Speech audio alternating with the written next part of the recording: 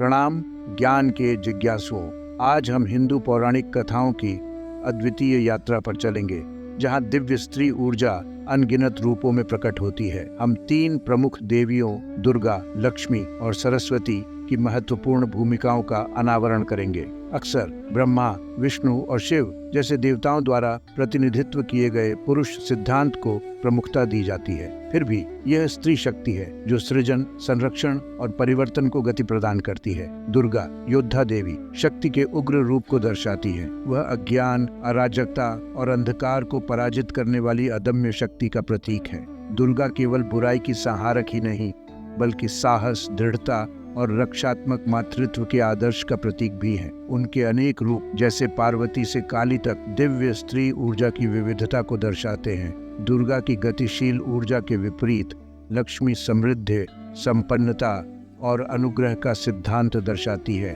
वह विष्णु सृष्टि के पालनहारी की पत्नी है, लेकिन लक्ष्मी केवल धन की देवी नहीं है, वह सौभाग्य, सौंदर्य और प्रेम की मूर्ति है। लक्ष्मी की उपस्थिति एक आशीर्वाद है जो घरों और दिलों में समृद्धि और शांति लाती है।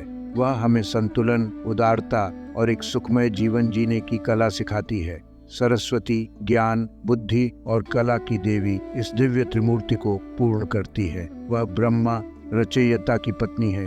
अपने हंस पर सवार और हाथ में वीणा लिए वह बुद्धि की रचनात्मक शक्ति और ब्रह्मांड के सद्भाव का प्रतीक है।